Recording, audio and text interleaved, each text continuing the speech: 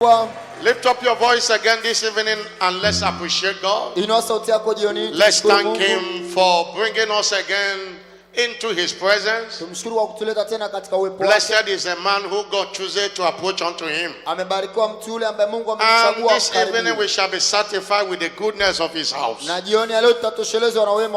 up your voice and appreciate Him. Give Him all the glory and honor. Give Him all the adoration. Celebrate His holy name. He is worthy of our praise. What a faithful God we serve. What a wonderful God we serve. What a mighty God we serve. Thank you and thank you and thank you and thank you.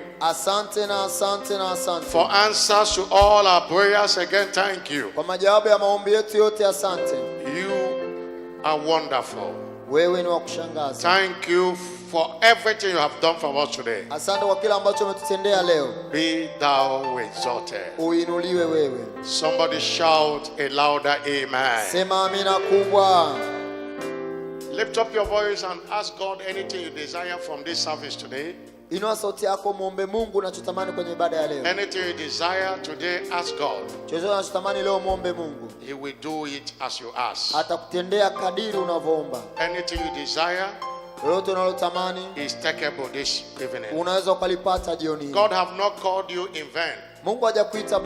Anytime He gather us to bless us. Anytime He gather us to change our stories. Somebody lift up your voice and pray to your Heavenly Father. You can't hear with anybody, that body must be lifted. You can't hear with any concern, that concern will turn to a testimony. God is here tonight to fight for you. The God of vengeance is here to fight for you tonight. To you vengeance belongeth, He will show Himself today. Everything you desire from the Lord today, ask Him, He will do it. We serve a covenant-keeping God. Say, my covenant will I not break, nor alter the things that gone out of my heart. Say, have I called the seed of Jacob to seek me in vain? Lift up your voice. Lift up your voice. Ask your Heavenly Father. If there is a man to pray, there is a God to answer. If there is a woman to pray, there is a God to answer. For everyone that have joined us in all our viewing centers, pray to your Heavenly Father. Ask Him to visit you. Ask Him to fight for you today, to give you victory today, in the name of Jesus Christ.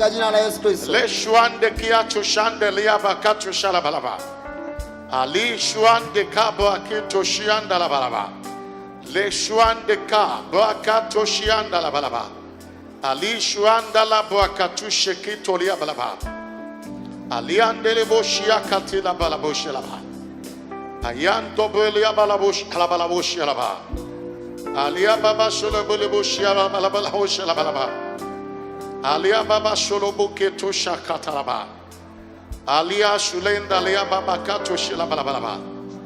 Alia Shulando Keto Shia Balabalaba. Boaka Shule Balia Babali Balaba. Aliando Shika la Boakia Toshila Balaba. Aliando Belia Bababa. Thank you, Jesus. Sante Yesu. In Jesus' glorious name. Ask Him to send His word to you this hour. Lord, send your word. The Bible says, forever, O Lord, thy word is settled. The settled word can settle everything in your life. Send your word. God fight with His word. Lord, send your word to your people today. Lendo lishuakia tushindo lika tushandalaba. Ayando belando belando belando lebandeli baka alishua. Ashuandeliaba. Lord, send your word to your people. Let everyone be blessed. Let everyone, Lord, be exalted by your word today. Kila mmoja leo akainuliwe kwa neno lako. Thank you, Jesus. Asante Yesu. In Jesus' glorious name we have prayed. Katika jina tukufu la Yesu tumeomba. Thank God because He is visiting you today. Mshukuru Mungu kwa sababu anakutembelea leo. Let's appreciate Him. Lord, thank you. Bwana asante. We know you will send your word. Tunajua utatuma neno lako. In Jesus' glorious name. Katika jina tukufu la Yesu. Somebody shout a louder amen. Sema amina kubwa. We have come, we've opened hands, so let the ancient world impart. We have come, we've opened hands, so let the ancient world impart. Ancient world, ever true, changing me and changing you. We have come, we've opened hands, so let the ancient world impart. Ancient world, ever true, changing me, I'm changing you. We have come, we've opened hands, so let the ancient world in. Oh, one more time. Ancient world, ever true, changing me, I'm changing you. We have come, we've opened hands, so let the ancient world impart. Thank you, Jesus. Asante Yesu. Holy Spirit divine, Roho Mtakatifu wa kiungu, breathe upon your word today. pumulia neno lako leo. In Jesus' glorious name. Katika jina tukufu la Yesu. It is my new dawn era. Majira yangu ya pambazuko jipya. Please have your seats. Tafadhali keti. I welcome you into God's presence again. Nakukaribisha katika uwepo wa Mungu tena. In this our midweek miracle communion service. Katika ibada yetu ya kati ya wiki ya ushirika mtakatifu. Service tonight, katika ibada ya leo jioni, God shall fight for you. Mungu atakupigania. And God shall fight for you. Mungu atakupigania. And you shall triumph. Na utashinda. In the name of Jesus Katika Christ. jina la Yesu Kristo. Somebody shout a louder amen. Sema amina kubwa. Seasons of glory is a prophetic focus in this great month of October 2018.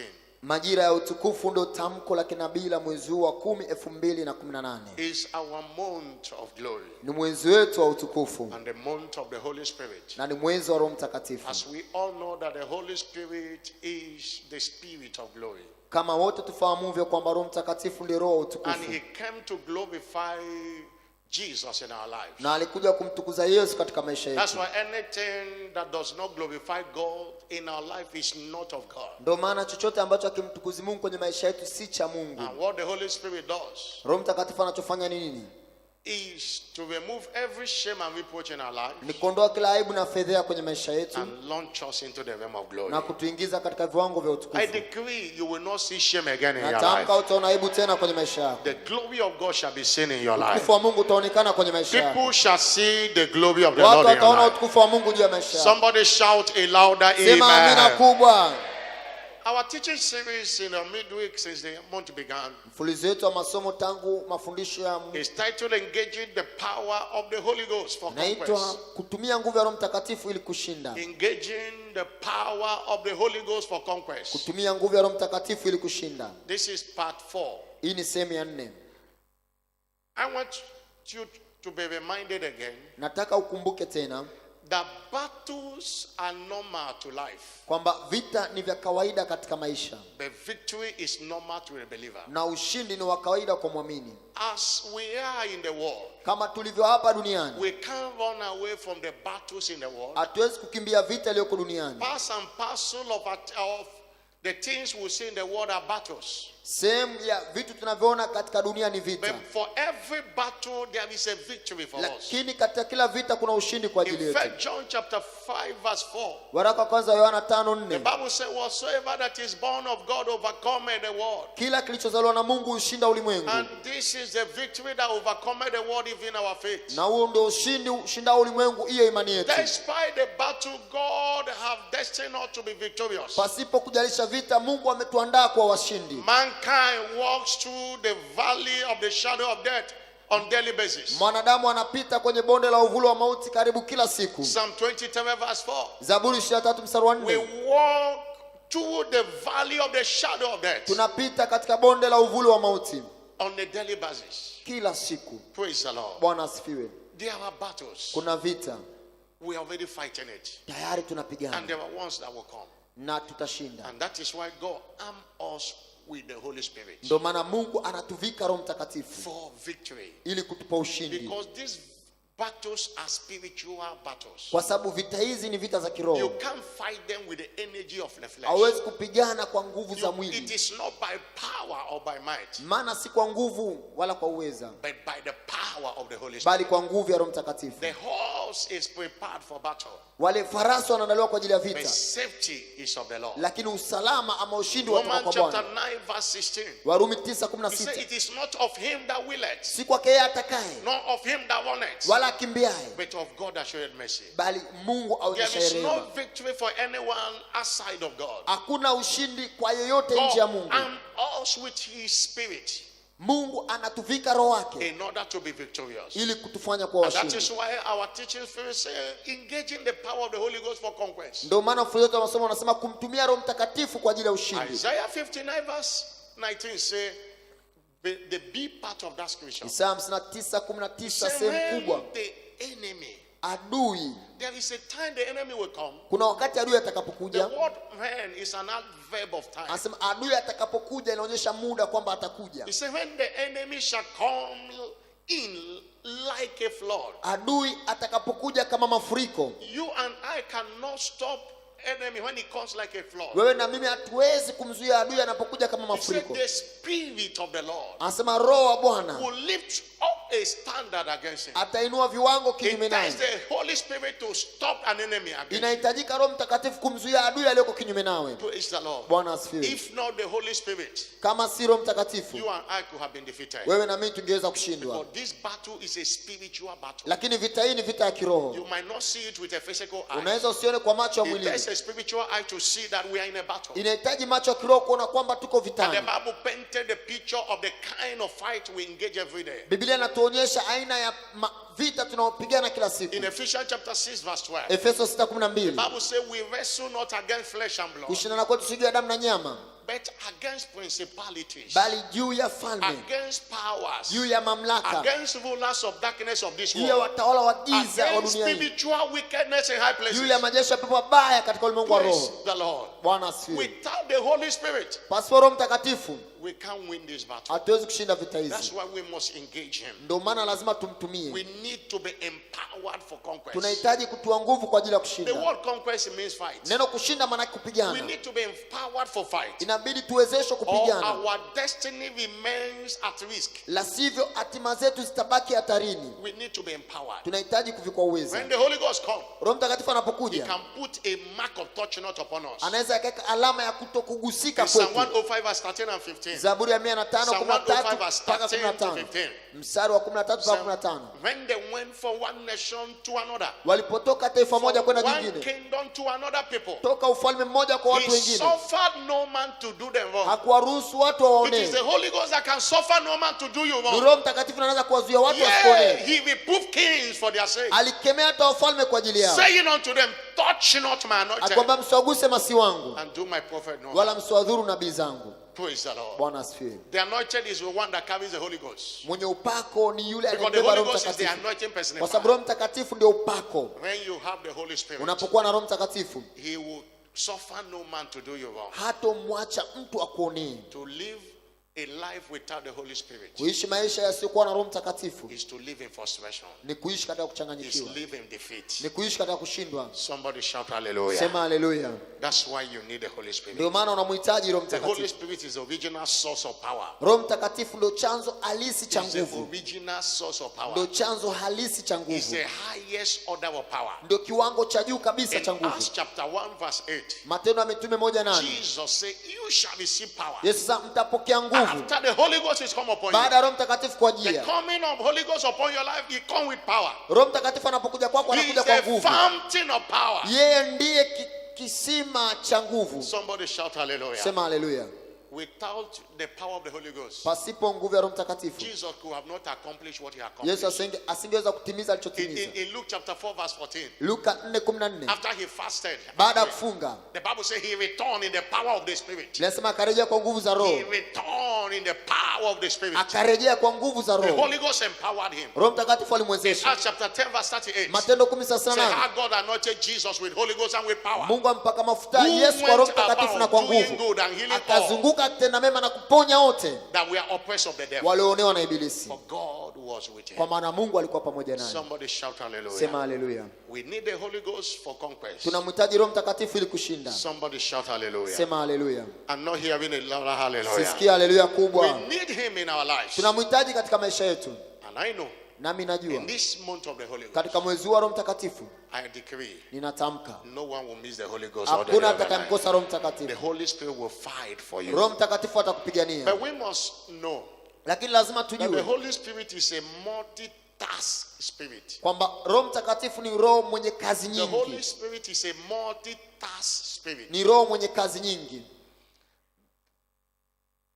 That manifests himself in different dimensions. Ambaye anajidhihirisha katika viwango mbalimbali. Is a multitask spirit. Ni roho mwenye kazi nyingi. He manifests himself in multi dimensions. Anajidhihirisha katika viwango mbalimbali. And engaging these dimensions. Na katika kutumia hivi viwango. Is what give us victory in every battle of life. Ndicho kinachotupa ushindi katika kila vita ya maisha. We started this month. Tulianza mwezi huu by introducing the Holy Spirit as the Spirit of love. Kwa kumtambulisha Roho Mtakatifu kama roho wa upendo. When we engage him as a spirit of love, tunapomtumia kama roho wa upendo, we will never fail in life. Hatutakaa tushindwe katika maisha. We say he's the spirit of faith. Tulisema ni roho wa imani. That empowered our faith for exploits. Anayewezesha imani zetu kutenda matendo makuu. And we say he's the spirit of prayer and supplication. Na tukasema ni roho wa maombi na maombezi. Also we look at the Holy Spirit. Pia tulimtazama Roho Mtakatifu last Wednesday as the spirit of dedication. Jumatano iliyopita kama roho wa kujitoa. Kwamba wale waliojitoa will be victorious. Ndio watakuwa washindi. And today we look at the Holy Spirit. Na leo tunamtazama Roho Mtakatifu as the spirit of vengeance. Kama roho wa kisasi. The spirit of vengeance. Kama roho wa kisasi. The Holy Ghost is a spirit of vengeance. Roho Mtakatifu ndio roho wa kisasi. And I want to understand this. Na elewa hili. Vengeance is a vital aspect of the ministry of the Holy Spirit. Kisasi ni eneo la muhimu katika huduma ya Roho Mtakatifu. In Isaiah chapter 61 verse 1 and 2. Isaya 61:1 na 2. was talking about the Holy Spirit. Inazungumza kwa habari ya Roho Mtakatifu. The Spirit of the Lord is upon me. Asa roho Bwana yuko juu yangu. Because he have anointed me to preach the good tidings unto the meek. Amenitia mafuta na uhubirie wanyenyekevu habari njema. Me to bind up the brokenhearted. Amenituma kuganga mioyo iliyovunjika. To proclaim liberty to the captives. Kutangaza uhuru kwa mateka wao. And the opening of the prison to them that are bound. Na kufunguliwa waliofungwa magerezani. To proclaim the acceptable year of the Lord. Kutangaza mwaka wa Bwana uliokubaliwa. And the day of vengeance of our God. Na siku ya kisasi cha Mungu wetu. And the reason for vengeance. Sababu ya kisasi. You see, to comfort all that mourn. Nili kuwafariji wote waliao. To comfort all that mourn. Kuwafariji wote waliao. There are many people in church. Kuna watu wengi kanisani. Because of the activities of the wicked. Kwa sababu ya kazi za ule mwovu. They are mourning in church. Wanalia kanisani. Sorrow have filled their hearts. Wamejazwa huzuni katika mioyo yao. Anything they do, it does not work because there is one devil devilish man somewhere. Kila kitu anachofanya akieni kwa sababu kuna shetani fulani mahali. The Holy Spirit was introduced. Ndio maana Roho Mtakatifu alitambulishwa. To pay back all your oppressors. Kulipa wale wote wakutesao. Praise the Lord. Bwana asifiwe. Let's know again that our God is a God of vengeance. Tutambue tena kwamba Mungu wetu ni Mungu wa kisasi. But he is a good vengeance through his spirit. Lakini anatenda kisasi kupitia roho wake. Our God is a God of vengeance. Mungu wetu ni Mungu wa kisasi. Psalm 94 verse 1. Zaburi 94 mstari wa kwanza. Oh Lord God. Asa Mungu. To whom vengeance belongeth. Mungu wa kisasi. Oh Lord, to whom vengeance belongeth, show yourself. Mungu wa kisasi uangaze. Vengeance belongs to our God. Kisasi ni cha Mungu wetu. In Nahum chapter 1 verse 2. Nahum 1:2. Nahum chapter 1 verse 2. Nahum 1:2. The Bible says God is jealous. Binasema Mungu ni Mungu mwenye wivu. We wivu. serve a jealous God. Tunamtumikia Mungu mwenye wivu. Who will not be watching the enemy to take what belongs to you. Ambaye hatakubali shetani abebe cha kwako. Enemy to oppress you. Ambaye hatakubali shetani akutese. Say God is jealous. Asa Mungu ni Mungu mwenye kisasi. The Lord God revenged. Mungu ulipiza kisasi. The Lord revenged. Mungu ulipiza kisasi. He is furious. Naye ni mwingi wa hasira. The Lord will take vengeance on his adversaries. Bwana ujilipiza kisasi juu ya adui zake. And he reserved wrath for his enemies. Uwawekee adui zake akiba ya hasira. Somebody shout hallelujah. Sema hallelujah. We serve a God of vengeance. Tunamtumikia Mungu wa kisasi. Hebrew chapter 10 verse 30 and 31. Ebrania 10:30-31. Hebrew chapter 10 verse 30 and 31. Ebrania 10:30-31. The Bible says, for we know him that have said, tunamjua yeye aliyesema, vengeance belongeth unto me. Kisasi ni cha kwangu mimi. And I will mimi. recompense, says the Lord. Nami nitalipa, asema Bwana. Again, the Lord shall judge his people. Tena Bwana atahukumu watu wake. It is a fearful thing. Ni jambo la kutisha to fall into the hands of the living God. Kuanguka katika mikono ya Mungu aliye hai. Ni Mungu anayeua na kuuisha. Ni jambo la kutisha. If your adversaries know that it's a fearful thing to fall in the hand of the Lord. Kama adui zako watajua kwamba ni jambo la kutisha kuanguka kwenye mikono ya Mungu wako. They will not oppress you the way they do. Hawatakutesa namna wanavyokutesa. Hallelujah. Hallelujah. Last Sunday was our covenant day of vengeance. Jumapili iliyopita ilikuwa siku ya agano la kisasi. Why are we teaching vengeance? Kwa nini tunafundisha kisasi leo? That is the way God proposed it. Hivyo ndivyo namna Mungu amependekeza. In case any of your enemies missed the arrow last Sunday. Kama adui yako alikosa mshale Jumapili iliyopita. They will not miss tonight. Hawatakosa mshale wa leo. They will not miss tonight. Hawatakosa mshale wa leo. God arranged it so. Mungu ameipanga hivyo. In all our churches worldwide. Katika makanisa yetu duniani kote. To engage the spirit of vengeance. Ili kumtumia roho wa kisasi. Against all adversaries of God's people. Dhidi ya wote watesao watu wa Mungu. And they will fall today. Na wataanguka leo. God is a good vengeance through the Holy Spirit. Mungu anatenda kisasi kupitia Roho Mtakatifu. Look at the example. Tutazame mfano. In Acts 13 verse 8 to 12. Matendo 13:8 mpaka 12. Executed vengeance. Tunamwona Roho Mtakatifu akitenda kisasi against Elymas. Dhidi ya Enamas. Acts of Apostles chapter 13 verse 8 to 12. Matendo ya Mitume 13:8 mpaka 12. Start from verse 7. Tuanze mstari wa 7. Okay, start from verse 6. Tuanze mstari wa 6. They have gone to verse 7. Let me read from verse 7. Tuanze mstari wa 7. There was a deputy called Sergeant Paulus. Kuna mtu alikuwa anaitwa liwali Paulo. The man was a prudent man. Mtu huyu mwenye akili. He called Saul and Barnabas, which later became Paul. Akawaita Barnaba na Sauli. And he desired to hear the word of God. Akataka kusikia neno la Mungu. Praise the Lord. Bwana asifiwe. But there is this man called Elymas. Lakini kuna mtu aitwa Elima. The Bible called him a sorcerer. Bila anamuita ule mchawi. For so his name by interpretation. Maana ndio tafsiri ya jina lake. He withstood them. Akashindana nao. Seeking to turn the deputy from the faith. Akitaka kumtia yule liwali kuacha ile imani. There were many principalities and power that like Elymas. Kuna falme nyingi na mamlaka ziko kama Elima. Then Saul.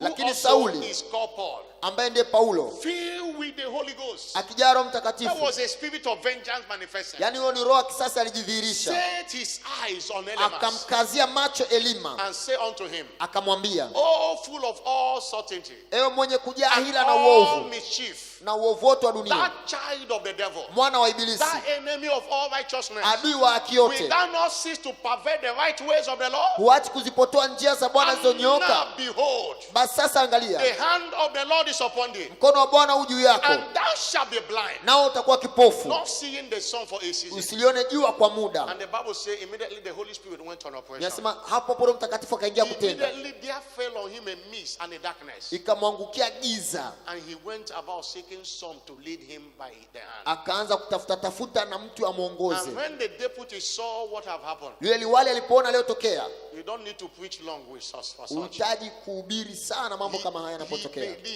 Akaamini. And was surprised at the doctrine of the Lord. Akayastaajabu mafundisho ya Bwana. That was the spirit of vengeance in operation. Yani ilikuwa ni roho ya kisasi kitenda kazi. If Elimas was not plagued with blindness, kama Elima hakupigwa na upofu, the deputy will not believe. Yule liwali asingeamini. I don't know who that Elimas it is in your life. Sijui kuna Elima gani kwenye maisha yako. Standing against the glory of God. Anasimama kinyume na utukufu wa Mungu. Standing against your new dawn order of blessings. Anasimama kinyume na baraka zako za pambazuko jipya. The Holy Spirit is still alive. Roho Mtakatifu bado yuko hai. He is here with us today. Yuko hapa pamoja nasi leo. Every such person in your life, kila mtu ana namna hiyo kwenye maisha yako, I decree irrecoverable blindness upon them. Upofu usiopona. I decree irrecoverable blindness. Upofu usiopona. The same spirit that blinded Elimas roho aliyempofusha Elima will blind them in the name of Jesus Christ. Katika jina la Yesu. And not hearing a vengeance, amen. Kisasi. People of God, watu wa Mungu, vengeance, kisasi, is necessary. Ni cha muhimu for you to get what belongs to you. Ili upate ambacho ni mali yako. Vengeance is necessary. Kisasi ni cha muhimu for you to get what God has promised you. Ili upate kile ambacho Mungu amekuahidia. Hallelujah. Hallelujah. Please understand this. Tuelewe jambo hili. That vengeance is God serving the wicked the same meal they make others to test. Kisasi ni Mungu akimlisha yule mwovu chakula kile kile alichokuwa akiwalisha wengine. What does that mean? It says vengeance is God serving the wicked the same meal they make others to test. Kisasi ni Mungu akiwalisha waovu chakula kile kile walichowaonyesha wengine. The same sickness to you. Ugonjwa ule ule kwako. And if the sickness is good, kama ugonjwa ni mzuri, let them test it. Nao wauonje. The same death to you. Mauti ile ile kwako. Vengeance means if death is good, kama deni ni zuri, let them test it. Nao waonje deni. Vengeance is all about paying back the enemy what they have done against you. Kisasi inahusiana kumlipa adui alichokutendea. Until God pay them back, Mungu asipowalipa, they will not give way. Hawatakata tamaa. This scripture turned me on. Andiko hili liniinua kiroho. Jeremiah 50 verse 15. Yeremia 50:15. Paying back what they have done. Yani ni kuwalipa walichotenda. For you to fall in upon them. Look at what the Bible says. Tazama Biblia inavyosema. It says, shout against her round about. She have given her hand. Her foundations are fallen. Her walls are thrown down. For it is the vengeance of the Lord. Take vengeance upon her. As she have done. Do what? Do unto her. Anasema kwenye mstari wa 15. As she have done. Mpigieni kelele. Do unto her. Kama alivyowatendea mtendeni yeye. Praise the Lord. Bwana asifiwe. As she have done. Kama alivyowatendea. Do unto her. Mtendeni yeye. That is what vengeance is all about. Hiyo ndo maana ya kisasi. Whatever they have sent to you. Chochote walichotuma kwako. They have to suffer it themselves. Inabidi wateseke nacho wao. It is a matter of back to sender. Ni swala la kutuma kurudi likotoka. That is what the Holy Ghost is doing today. Ambacho Roho Mtakatifu anafanya leo. Every arrow they have sent to you. Kila mshale uliotuma kwako. We declare back to sender in the name of Jesus Christ.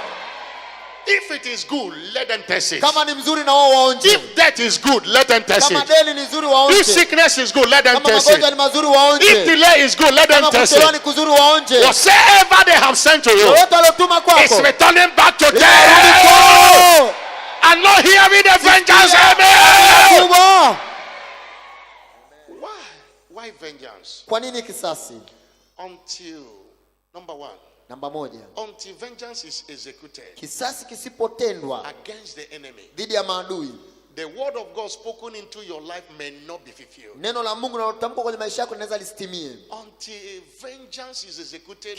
Kisasi kisipotendwa against the enemy. Dhidi ya yule mwovu. The word of God spoken in your life may not be fulfilled. Neno la Mungu lilotumwa kwenye maisha yako linaweza lisitimie. The new dawn order of testimonies will not be fulfilled. Ule ushuhuda wa pambazuko jipya unaweza usitimie. That is why we must invoke vengeance. Hiyo ndio maana lazima tutumie kisasi. Luke 21 verse 22. Luka 21:22. Look at what the Bible says. Tazama Biblia inachosema. Luke 21 verse 22. Luka 21 mstari wa 22. Be the days of vengeance. Hii ndio siku ya kisasi. All things which are written may be fulfilled. Kwamba mambo yote yaliyoandikwa yapate In kutimizwa. other words, there are forces standing against the word spoken spoken on your direction. Kwa maana mengine kuna nguvu na uzuia lile neno lilotumwa kwako. Until vengeance is executed, kisasi kisipotendwa, they will hinder it.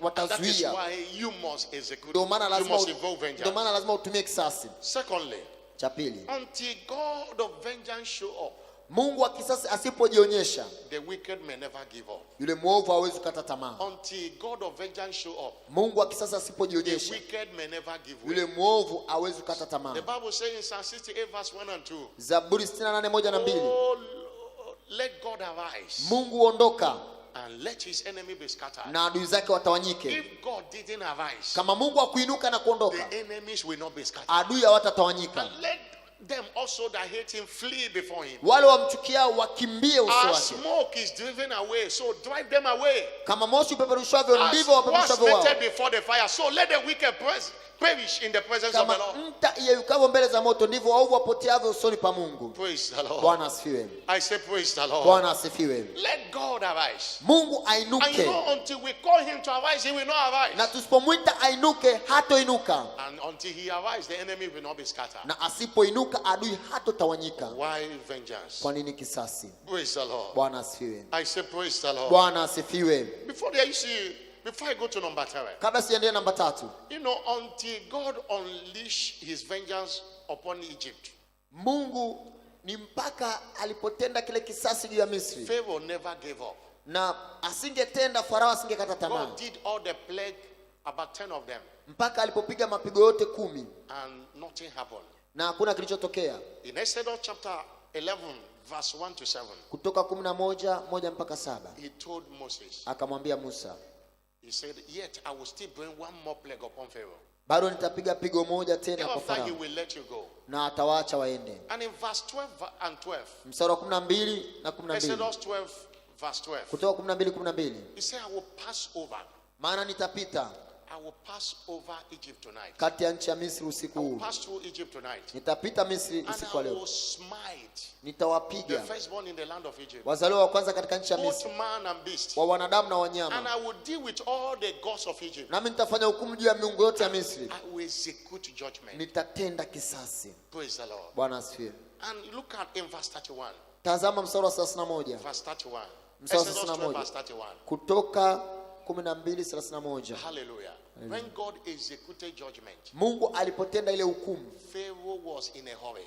Farao akawa katika haraka. He called for Moses and Aaron. Akawaita By Musa night, na Haruni and usiku. say, rise up and get Akasema, forth from among ondokeni, tokeni katika watu wangu, both you and your children. ninyi na wana wa And Israeli. children, go Nyendeni, serve the Lord as you have said. mtumikieni Bwana kama mlivyosema. Hallelujah. Hallelujah. He was in a hurry Alikuwa katika haraka because there was death everywhere. kwa sababu kulikuwa kuna mauti kila eneo. There was cry everywhere. Kulikuwa na kilio kila The eneo. God of vengeance came down, Mungu wa kisasi alishuka, handle the gods of Egypt, akashughulikia miungu ya Misri, and handle every physical enemy. na akashughulikia kila adui wa kimwili. And that was how the children of Israel left. Hivyo ndivyo namna wana wa Israeli walivyoondoka. If God did not do that, Kama Mungu asingetenda hivyo, their captivity could have continued. uteka wao ungeendelea. That's why until vengeance is executed, Ndio maana kisasi kisipotendwa, that challenge may continue. hiyo changamoto inaweza kuendelea. That's why you must engage the spirit of vengeance tonight. Ndio maana inabidi umtumie roho wa kisasi leo. Somebody shout hallelujah. Sema haleluya.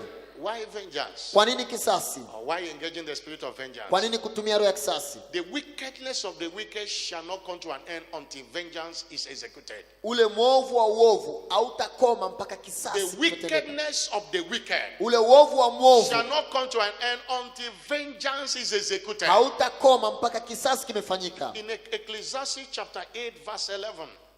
Mhubiri 8:11. Ecclesiastes chapter 8 verse 11. Mhubiri 8:11. Praise God. Bwana asifiwe. I say praise God. Bwana asifiwe. The Bible says, because sentence against an enemy, against the work, sentence against an evil work is not executed speedily. Kwa sababu hukumu juu ya tendo baya haitekelezwi upesi. Therefore the heart of the sons of men Hivyo mioyo ya wana wa Adamu is fully set to do evil imejiandaa kutenda mabaya until there is execution kusipokuwepo na utendaji of everything written against the wicked, wa kila kitu kilichoandikwa kinyume na mwovu, the wicked will not give way. Yule mwovu hatokata tamaa. That is why we must execute vengeance. Ndio maana lazima tutende In Psalm kisasi. 7 verse 9 to 13. Zaburi 7:9 mpaka 13. The Bible says, "Oh Lord," he said, "Oh, let the wickedness of the wicked come to an end." Bwana, uovu wa mwovu ukome. Let the wickedness of the wicked come to an Au end. ubaya wasio haki na ukome. Hallelujah. Hallelujah. And in verse 11 he said, God is angry with the wicked every day. Mstari wa 11 sasa, Mungu ana ghadhabu na waovu kila siku. God is angry with the wicked every day. Mungu ana ghadhabu na waovu kila siku. Praise the Lord. Bwana asifiwe. I say praise the Lord. Bwana asifiwe. I'm not hearing a bigger hallelujah. Sisikia amina kubwa. Look at a testimony of someone. Tazama ushuhuda wa mtu He fulani. said, my grandmother had been behind the affliction in my family. Bibi yangu ndo amekuwa sababu ya mateso kwenye familia yangu. Although she was confronted with the death of my parents, but she denied being responsible. Ingawa aliwajibika kuhusiana na kifo cha wazazi wangu, lakini alikana.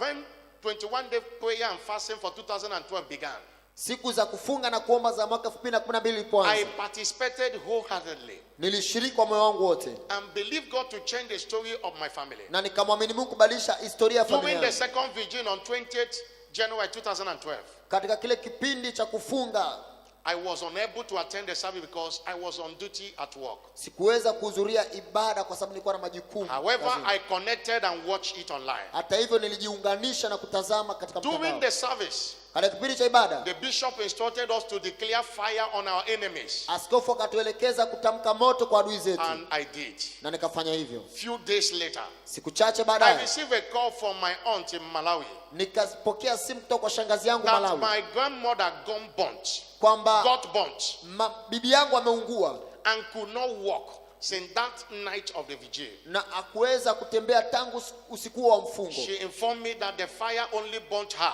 Akanipa taarifa moto not umemteketeza the yeye peke room yake, where she was. sio chumba alichokuepo.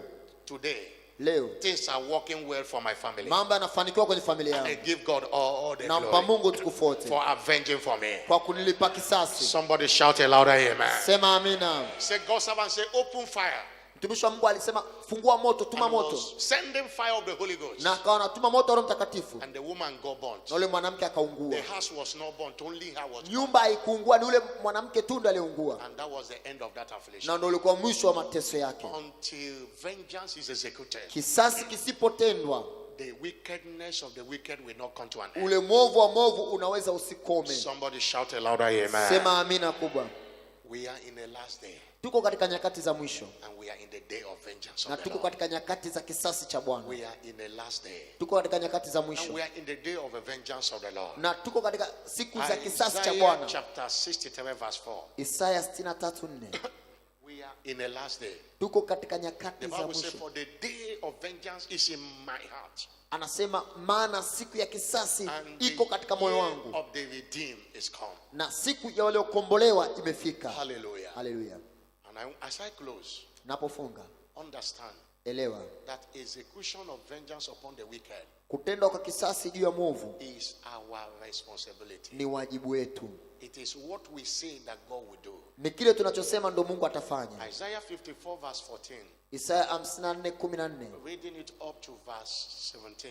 Ukisoma hivyo mpaka In 17, righteousness that shall be established, mwenye yake atathibitishwa, and that shall be far from oppression. utakuwa mbali na kuonewa, For thou shalt not fear, maana utaogopa, and from terror that it shall not come near thee.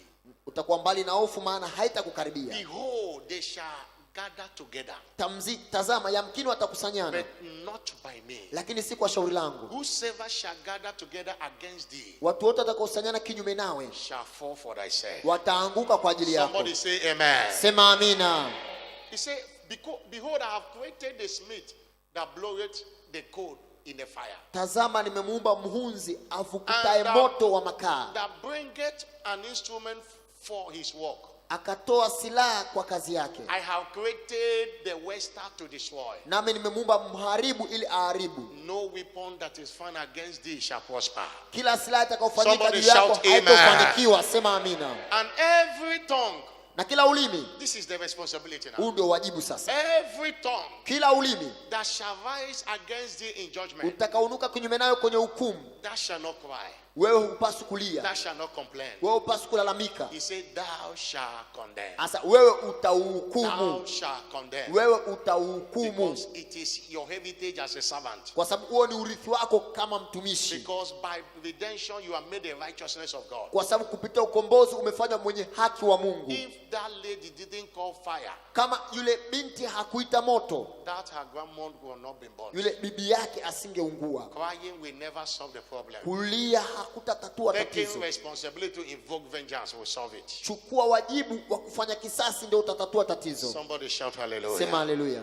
We must not allow any devil hatupaswi kumruhusu adui yoyote bewitching our glorious destiny in Christ aneloga hatima zetu utukufu katika Kristo to survive. Kuendelea kuwa hai. God have given us the power. Mungu ametupa nguvu. In Exodus 22 verse 18. Kutoka 22:18. It is not God that will kill the witch for you. Si Mungu atamua mchawi kwa niaba yako. You are the one that will kill it. Wewe ndio utakayemua mchawi. God, you are the one that will kill it. Wewe ndio utakayemua mchawi. And they know. Na wanajua. That's why they put fear in you for you. Ndio maana wanakupa hofu usifanye. They say you should not suffer a witch to live. Asa usimwache mchawi kuishi. Somebody shout hallelujah. Sema hallelujah. Somebody shout hallelujah. Sema hallelujah. I want you to know that God is fully ready. Nataka ujue Mungu amejiandaa kikamilifu. Execute vengeance. Kutenda kisasi. Against the enemies of his people. Dhidi ya maadui wa watu wake. Isaiah 35 verse 4. Isaya 35:4. God is full ready. Mungu yuko tayari kabisa. Isaiah 35 verse 4. Isaya 35 mstari wa 4. Say unto them that are fearful hearts. Waambie wale wenye moyo wa kuogopa. Be strong. Kweni imara. Fear not. Msiogope. Behold. Tazama. Your God will come with vengeance. Mungu wenu atakuja kwa kisasi. Even God with a recompense. Atawalipa. He will come and save you. Atakuja na kukuokoa. Fear not, just declare it. Your God will come with vengeance. Usiogope, tamka na Mungu atakuja kwa kisasi. When you call the spirit of vengeance, your God will come with vengeance. Unapoita roho ya kisasi, Mungu wako atakuja kwa kisasi. Jeremiah 46 verse 10. Yeremia 46:10. Jeremiah 46 verse 10. Yeremia 46 mstari ule wa 10. The Bible says, Biblia inasema, this is the day of the Lord of hosts.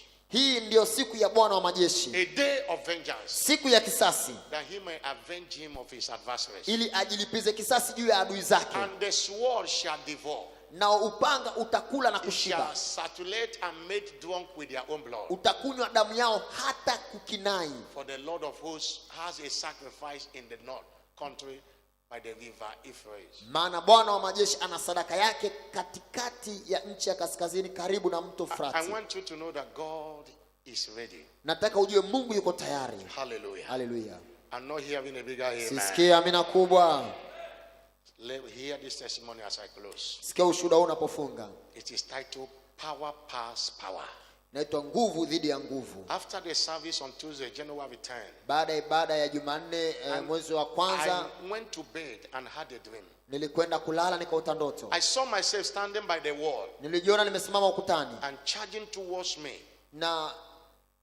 And charging towards me was a huge goat. Na kulikuwa kuna mbuzi mkubwa. That wanted to smash me against the wall. Alitaka kunisukumiza ukutani. Immediately. Kwa haraka. An invisible force lifted me up. Nguvu isionekana ikaniinua. And the goat smashed himself. Na yule mbuzi akajipiga mwenyewe ukutani. Against the wall. Dhidi ya ukuta. And I woke up. Na nikaamka. Thereafter I engaged in vengeance prayer against my enemies. Baada ya hapo nikaomba maombi ya kisasi dhidi ya adui zangu. The next morning. Asubuhi iliyofuata. A woman in my neighborhood came to my house. Mwanamke jirani yangu akaja nyumbani kwangu. With a big wound on her head. Akiwa na jeraha kubwa kichwani. And told me that she was the goat that attacked me in my dream. Akaniambia yeye ndiye mbuzi aliyemshambulia usiku. She further said, akaendelea kusema, I didn't know sikujua that you are not ordinary. Kwamba wewe si wa kawaida. I am sorry. Nisamee. Indeed, divine vengeance is real. Hakika kisasi cha kiungu ni kweli. Simama juu ya miguu yako. He said, I didn't know you are not ordinary. Sasa sikujua wewe kwamba si wa kawaida. We are not joking when we are praying. Hatutanii tunapoomba. We are not joking when we are declaring vengeance. Hatutanii tunapofanya kisasi. It is your responsibility to execute vengeance. Ni wajibu wako kutenda kisasi. Anyone that missed the bullet last Sunday yote alikosa na bastola will not miss today's bullet. Lift up your voice and say the spirit of vengeance. The blinded Elimas. Oh God, to whom vengeance belongs. Show yourself. Show yourself. In the camp of the enemies. Somebody lift up your prayer. The vengeance prayer is prayed with boldness. The vengeance prayer is prayed with audacity. To you vengeance belongs. They have stolen your children, they must pray for it. Yakotilaba. Obrekato brekato brelabo. Abando brekato brela. To you vengeance belongs. Show yourself. Oh God of vengeance. How long shall adversary reproach thy name? How long shall the enemy blaspheme you? Oh breketo balaba.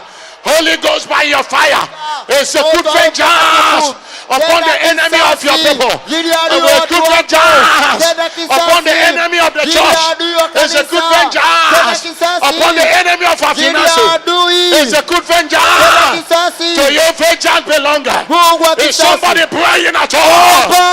Ali kote kote braka. Asho breka tolia baba. To whom vengeance belongs. Show yourself. It is a fearful thing to fall into the hand of the living God. Shuakatoshia balabalaba. Alia baba katolobo shia balaba. Alia baba solobo. Elia baba katolobo shia balaba.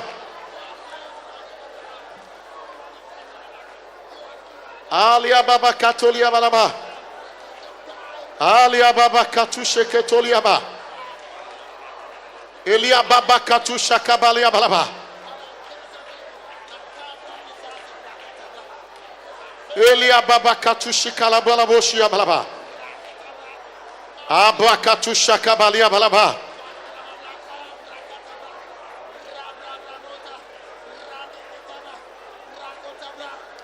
Is somebody praying at all? Kuna mtu anaomba. God, the God of vengeance. Ita Mungu wa kisasi. Everything that belongs to you, they have stolen. Kila kitu cha kwako kilichoibiwa. In the name of Jesus Christ. Katika jina la Yesu Kristo. To you vengeance belong. Fight for your people. Mungu wa kisasi, pigania watu wako. Fight for your people. Pigania watu wako. Fight for your people. Pigania watu wako. Elia katolia balabalaba. Shwande ketoshia la balaba. Lekotondelia balaboshia la balaba. Lambalia boshia kadia balabalabalaba. Elia katoshia balabalaba.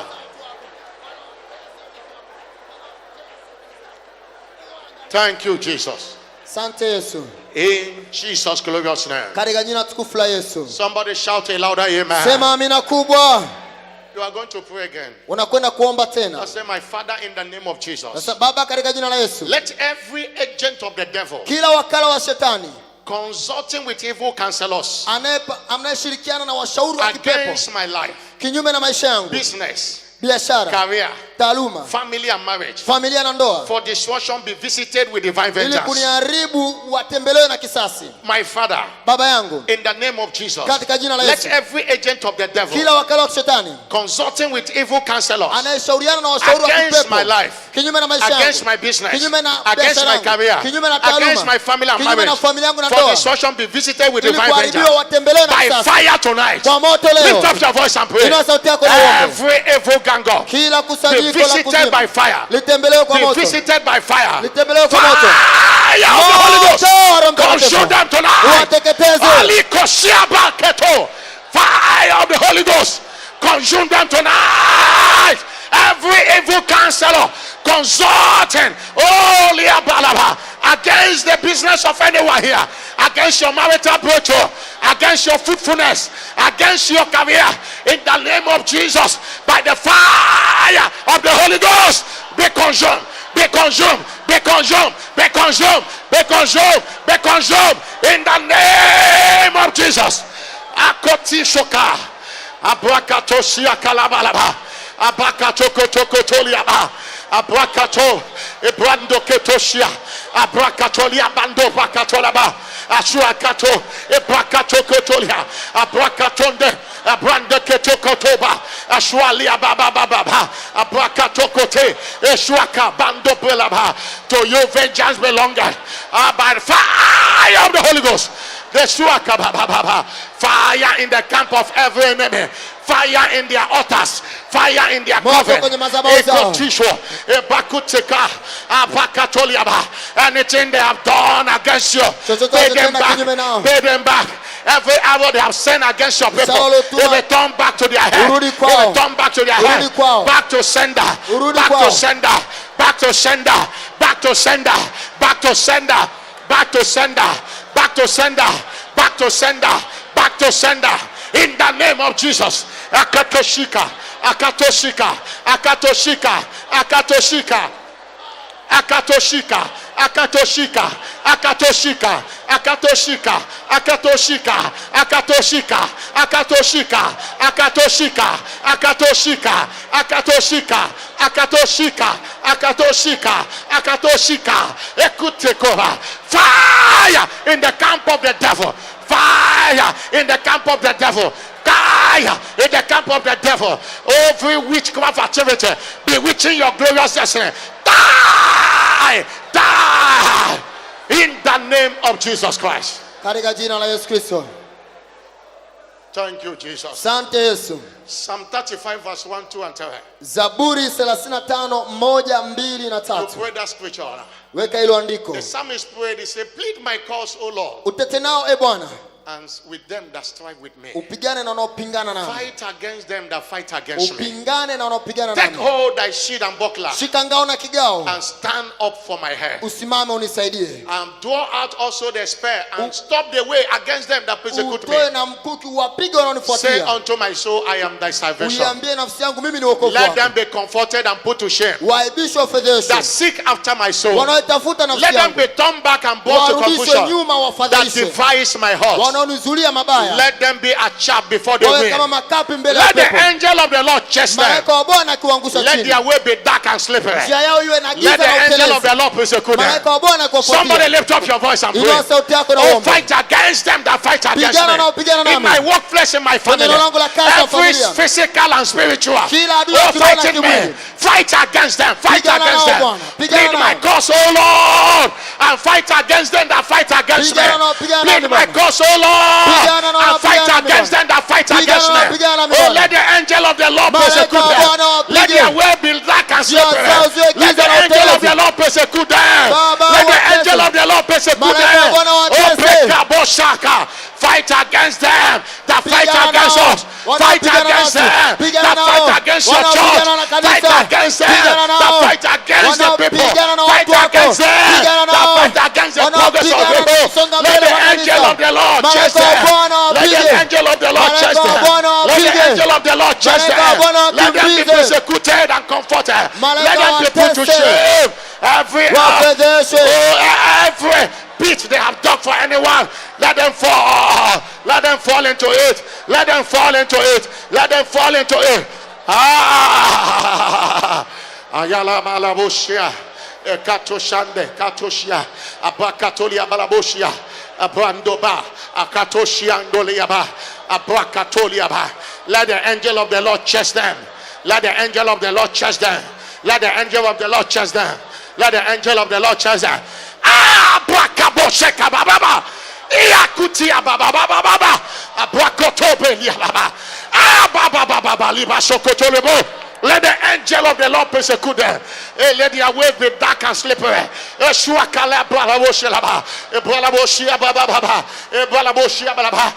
rest for the devil anymore. No rest for witches and wizards. No rest for every occultic man and woman. Everyone bewitching our glorious destiny. In the name of Jesus, let the angel of the Lord chase them. Oh, Yakoshia Kaliyaba. Aliando shia balabalaba. Andelia boshia kalabalaba. Ashuakia toshia kalabalaba. Eliande katu shakaba.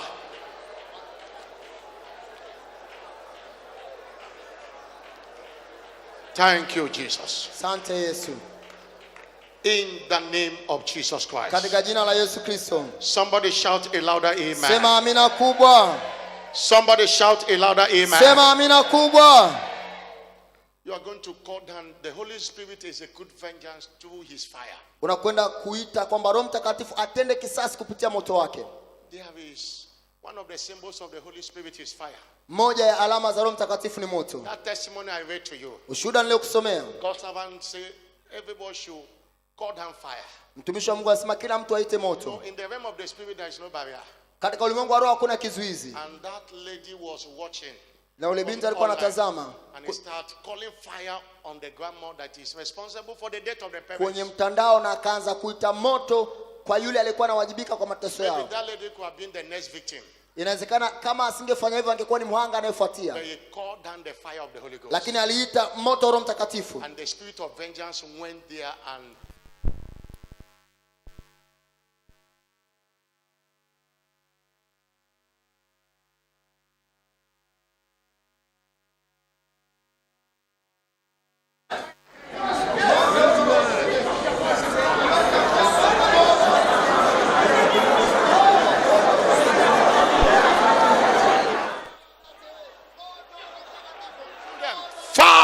of the Holy Ghost. Call down the fire of the Holy Ghost. Consume every shrine. Fire of the Holy Ghost. Consume every coven. Consume every altar. Consume every witch. Consume every family elder.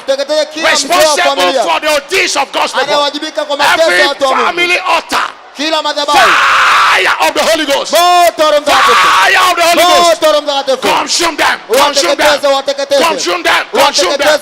Consume them. Call down the fire of the Holy Ghost. As you call down the fire, it will answer. Everyone responsible for that insanity in your life. Every threat of insanity. Fire of the Holy Ghost. Fire of the Holy Ghost. Fire of the Holy Ghost. Call down the fire of the Holy Ghost. Ayala katoshia kalibando. Ndulubun delibuki achua. Fire. Fire of the Holy Ghost. Come down and consume every witch, every wizard, every marine power, every marine altar, every witchcraft altar. I say them ablaze now. I say them ablaze now. I say them ablaze now. I say them ablaze now. In the name of Jesus Christ. Alambo shia koliaba. Abando brekatushando brekatushando. Holy Ghost fire, consume them. Anyone that projected sickness in your life, fire of the Holy Ghost.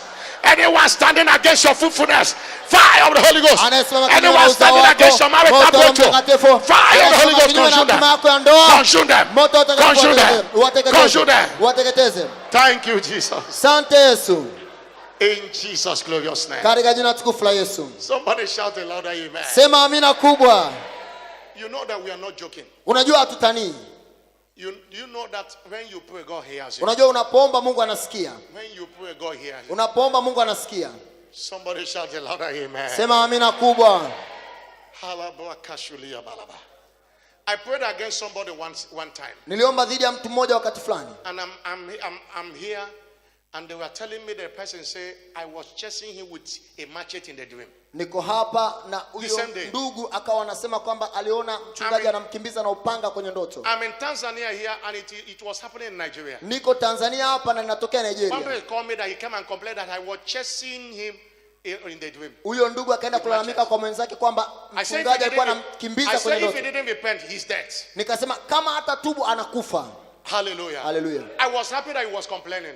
Nilisikia akilalamika. I stood and prayed against his wickedness. Nilisimama kuomba kinyume na uovu wake. Hallelujah. Hallelujah. And the angel of the Lord used my face pursuing him in the dream. Malaika wa Bwana akatumia uso wangu kumkimbiza katika ndoto. You are not joking with the prayers you are praying. Hautani unapoomba maombi kama hayo. Don't joke, believe the prayer you are praying. Amini maombi unayoomba.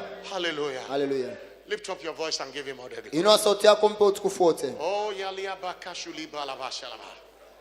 Oh brekato shilabalaba. Elia balabashulian dishuan kiata. Everyone pray in the Holy Ghost now. Pray in the Kila Holy mtu nena Ghost. kwa lugha sasa. Everyone pray in the Nena Holy kwa Ghost. lugha, nena kwa Roho Oh, Mtakatifu. yalabra kashule baraba. Eliabra shule bakatoshi baraba. Eliando breka shuli abana baraba. Aliande kabo shiande kabo shiaba. Aliande kabo shiaba la boshia. Abala boshia kala brande de boshia. Ekutia balando Omba kwa Roho ketusha la Mtakatifu, baraba. nena kwa lugha, nena kwa lugha. Katoshia baba lia baba. Somebody pray in the Holy Ghost now. Find the fire of the Holy Ghost in you. Oh, break it up, Ayulo breakatu shando. Alikatu shakaba. Lisholi abando. Ebrakabucha. Shuakabali koteaba. Ashuketo la baraba. Ah, la brakatuliaba. In Jesus' glorious name. Somebody shout a louder amen. We are going to shout the fire of the Holy Ghost for 7 times. Tunakwenda kupiga kelele moto wa Roho Mtakatifu mara 7. We partake in the communion. Alafu tutashiriki ushirika mtakatifu. The Holy Ghost is the spirit of vengeance. Roho Mtakatifu ndiye roho wa kisasi. And one of the ways he executes the vengeance is through his fire. Mmoja ya njia anayotumia kulipa kisasi ni kupitia moto wake. Invoke the fire. Tunaenda kutumia moto. Everything you have prayed against tonight. Kila kitu ambacho umeomba kinyume nacho usiku wa leo. The fire of the Holy Ghost will consume them. Popote walipo moto wa Roho Mtakatifu utawateketeza. Somebody that believes shout a louder. Anaamini sema amina kubwa. We are going to shout it 7 times. Tunakupiga kelele mara 7. You know there is something about 7 in the scriptures. Kuna kitu kwa habari ya namba 7 kwenye maandiko. And it is that you believe it and you will hear news after shouting. Na ukiamini utasikia habari baada ya kutamka. Hallelujah. Hallelujah. You know there are services, no service is the same. Unajua hakuna ibada inayofanana na nyingine. You might not see us do this next service. Unaweza usione tukifanya hivi ibada But nyingine. this is what the Holy Ghost is leading us. Lakini hivi ndivyo Roho Mtakatifu anatuongoza kwa sasa. No doubt in my heart.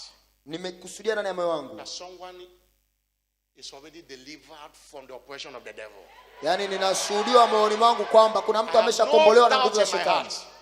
That the camp of your enemies is already on fire. Ninashuhudia kwenye moyo wangu kambi ya adui yako the Holy Ghost is consuming them already. Moto wa Roho Mtakatifu tayari unawateketeza. Hallelujah. Hallelujah. If any of them missed last Sunday, they will not miss this one. Kama walikosa kipigo Jumapili hawezi kukosa kipigo hiki. Are you ready to shout the fire? Uko tayari kupiga kelele moto?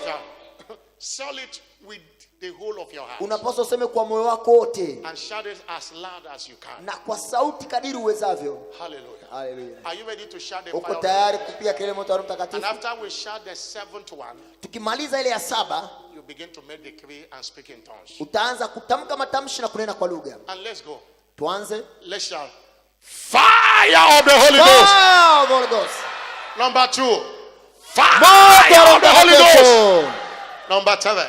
Fire of the Holy Ghost. Number 4. Fire of the Holy Ghost. Number 5. Fire of the Holy Ghost. Number 6. Fire of the Holy Ghost. And the last one. Fire of the Holy Ghost. Let God consume them. Consume them. Consume them. Consume them. Consume them. Consume them. Consume them. Abrakabo. Consume them. Consume them. Consume them. Fire. Consume them. Oprekatu shakabali abo shakaba. Aliando pekato shiakalaba. Abrakatu shiabalabande. Abuketu shakabali aba. Ebo shiakalabando prekatalaba. It is done. Thank you, Jesus. Asante Yesu. It is done. Imekuwa. You will hear news of the destruction of every enemy. Every principality and power. Kila falme na mamlaka. By the prayers we have prayed today. Kwa maombi uliomba leo. They are destroyed by the fire of the Holy Ghost. Kwa moto wa Mtakatifu. Every element of your life. Kila elima wa maisha yako. We decree again irrecoverable blindness. Tunatamka upofu usiokoma tena. Anyone responsible for your ordeal. Yeyote anayesababisha janga lako. In the name of Jesus Christ. Kwa jina la Yesu Kristo. They will not live to see 2019. Hawataona 2019. They will not live to see 2019. Hawataona 2019. Anyone ganging up against you. Yeyote anajipanga in your family, in your office, in your business place. Ofisini, biashara. Just as they are gathering together against you. Fire of the Holy Ghost scatter them now. Fire of the Holy Ghost scatter them now. In the name of Jesus Christ. Anyone attacking you in your dream, I decree the same way they are attacking you, the Holy Ghost attack them tonight by the fire of the Holy Ghost. In the name of Jesus Christ. In the name of Jesus Christ. In the name of Jesus Christ. So shall it be. In Jesus' glorious name. Clap your hand for Jesus Christ. In case somebody is here who is not born again, kama kuna mtu hapa na hajaokoka, one thing about vengeance, make sure that you are on Lord's side. Kitu kimoja kuhusiana na kisasi, hakikisha uko upande wa Bwana. If you are in the devil's side, ukiwa upande wa shetani, you will fall a victim. Utakuwa ni mhanga. You can walk out of the devil now. Unaweza ukatoka kwa shetani sasa. You are here, you know that you are not born again. Uko hapa na unajua haujaokoka.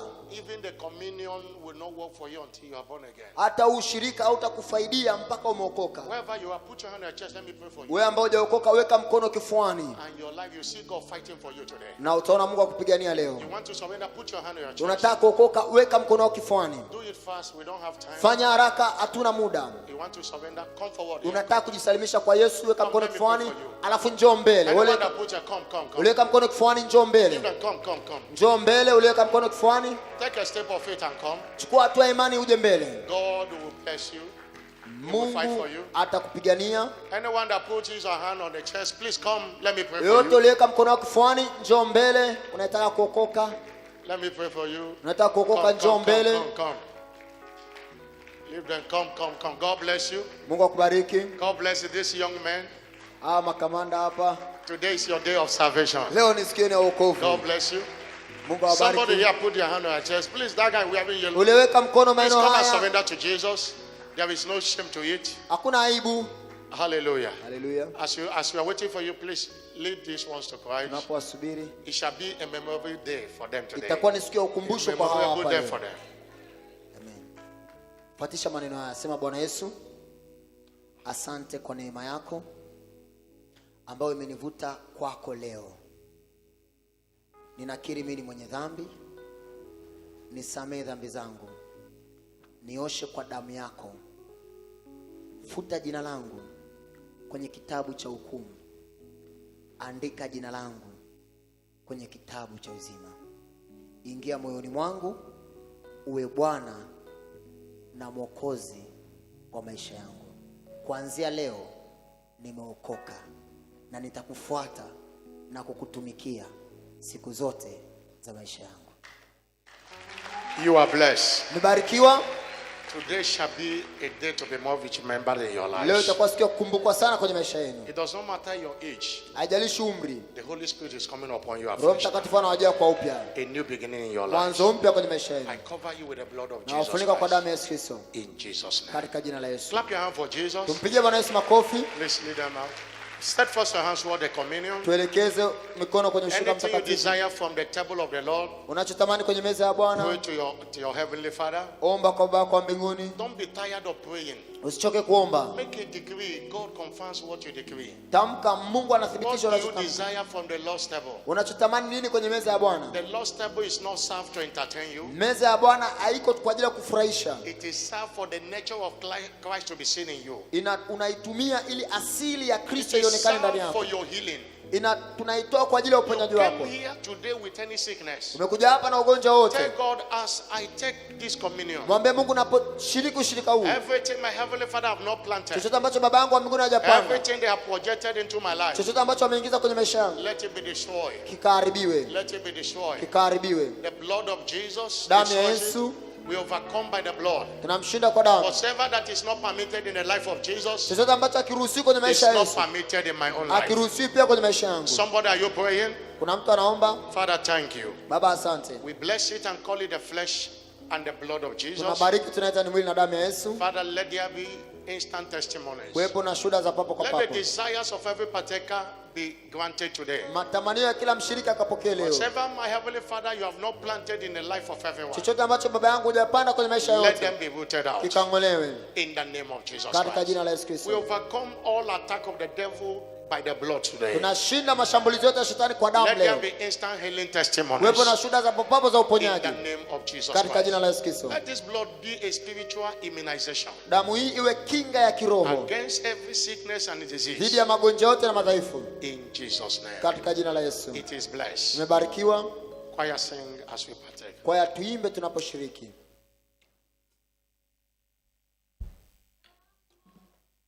Yesu husafisha kabisa, damu ya Yesu husafisha kabisa, damu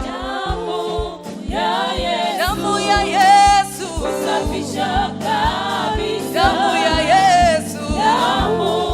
ya Yesu husafisha